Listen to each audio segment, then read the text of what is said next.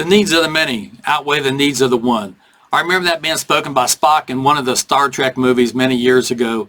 And what brought that to my mind this morning when I was watching ESPN, I was watching what's playing out in the NBA team, 76ers on Philadelphia. Ben Simmons, one of their superstars, does not want to play there anymore, does not want to be there, wants to move on, and they need to find out how can they replace him. He's a superstar, big piece of the team. So you as an employer also need to look at your team, your environment.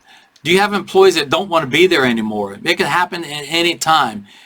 Unfortunately, in today's world, in this cancel culture that's going on, if someone does not agree with someone's political stance or personal feelings, then they are pressured to get in line with others. And that just makes a very hostile work environment. So people want to move on. If one of your superstars feels that way, one of your high achievers in the company, what are you going to do about it? If you can't come to a mutual understanding or agreement to make the work environment better for them and they need to move on, okay, let them go. You need to make sure that your succession planning is in place. How aggressive is your succession planning? How aggressive is your training department? Are they very involved in making sure that all people are being trained to do all the jobs above where they're currently at? And that's very important to do that. Make sure that your training department is aggressive. A lot of times corporations, when they want to cut budgets, where do they cut?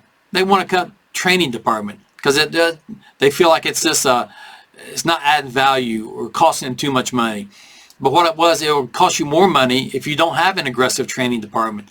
So if they're not training people up in mind for the succession planning, then that's not very effective. So look at your training department, look at your succession planning, make sure that if someone wants to leave, okay, you can deal with that and adjust your environment accordingly when need to be. So again, that's my tip for this week. Look at your succession planning, look at your training department, and come up with the right plan for your organization.